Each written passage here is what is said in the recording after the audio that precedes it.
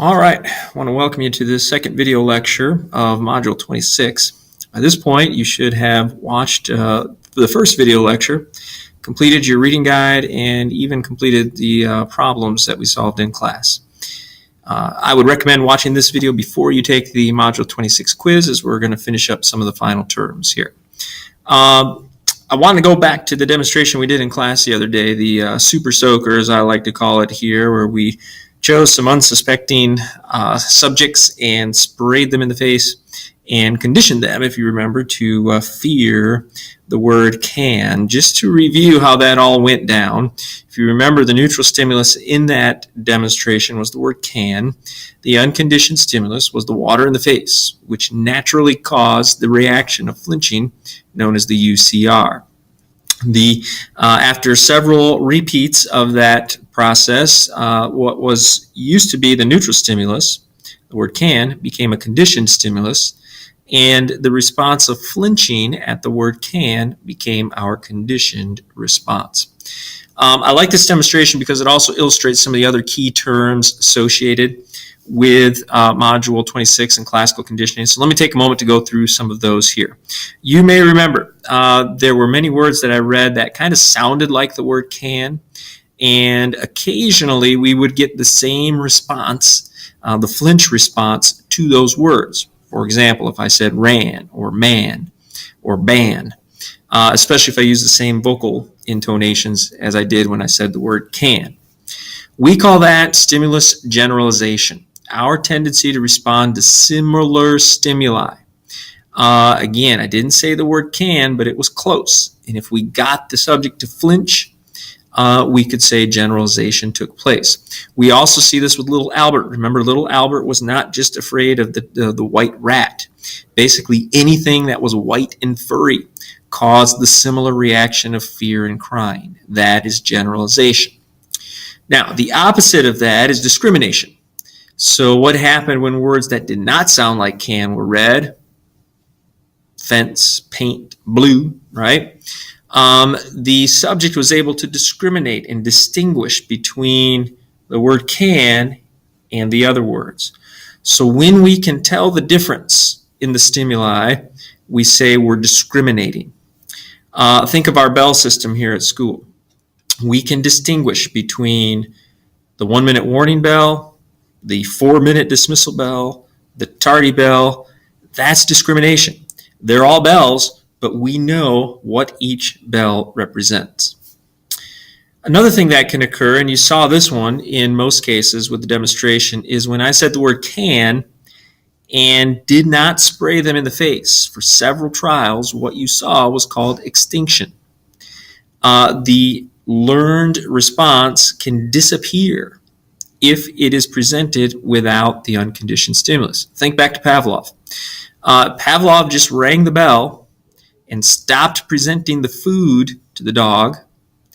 Eventually, even if the dog had already learned to start drooling when it heard the bell, eventually the dog would stop drooling. Again, it realizes, hey, the food isn't coming anymore, so there's no need for me to drool. The subjects in our demonstration realize, hey, I'm not getting sprayed in the face anymore, so I don't have to flinch when I hear the word can. Okay? So those are some key terms associated with classical conditioning. There's a couple other ones here that I want to point out. The idea of acquisition is the moment, basically, that conditioning occurs. The moment that Pavlov's dogs began to drool just at the sound of the bell, we say they acquired that response. The moment our subjects in class flinched just at the word can, remember it took 2 or 3 trials, we say they acquired that response. Learning has taken place. Another term associated with this is the idea of spontaneous recovery. Let's say extinction has occurred. Pavlov's dog stopped drooling. The person stops flinching. If spontaneous recovery occurs, then that response will reappear. So let's say out of the blue, we just go up to our subject the next day and say can, and they flinch again. We would say spontaneous recovery has occurred. If we go to Pavlov's dogs and we don't show it any kind of bell for a couple weeks and then just ring a bell and it starts drooling again, that's called spontaneous recovery. Okay? So those are some key terms. Here's my attempts at humor. I think I showed you those in class. There's another look at little Albert. Let's look at some other ideas here associated with classical conditioning. The idea of higher order conditioning. This is when we build upon previous learning. So it's conditioning on top of conditioning.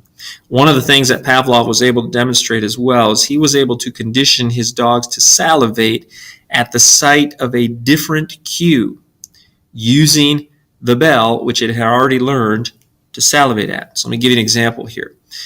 In this case, he picked an object like a shape, a black square. This would be our neutral stimulus. The bell would be the unconditioned stimulus. Now, you and I know that the dog has already learned to salivate at the sound of the bell. So what Pavlov would do is show the dog a square, ring the bell, the dog would salivate initially because of the bell. It learned to do that. Eventually, over time, what Pavlov was able to do is get the dog to salivate just at the site of the black square. So think of it this way. The first level of conditioning, the dog learned to salivate at the sound of the bell. The second level of conditioning, the dog learned to salivate at the site of a black square because it had already learned to salivate at the sound of a bell. Okay, so this is when we build upon conditioning. It's called higher order classical conditioning. Another example of classical conditioning in humans is the idea of desensitization therapy. Remember what Watson did with little Albert. He conditioned little Albert to be afraid of the white furry objects. What Mary Cover Jones did was basically reverse the process. She used items that the baby found enjoyable to recondition. So imagine pairing now at the sight of a mouse a piece of candy. What you would see then is over repeated trials, the baby would lose that fear response and be replacing that with a sense of relaxation or enjoyment because of the candy. So the mouse with the candy, the natural reaction to the candy is like or relaxation, and we would continue to pair that. Mouse, candy, relaxation, mouse, candy, relaxation. Eventually, little Albert would just see the mouse and feel relaxed. We're going to get into more of that, and I'm actually going to do some examples of that with you in the second semester, desensitization therapy.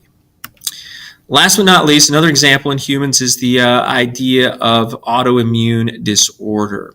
Autoimmune disorder is a disease, lupus is another name for it, where our own immune system begins to attack healthy organs and tissues. This is not a good thing.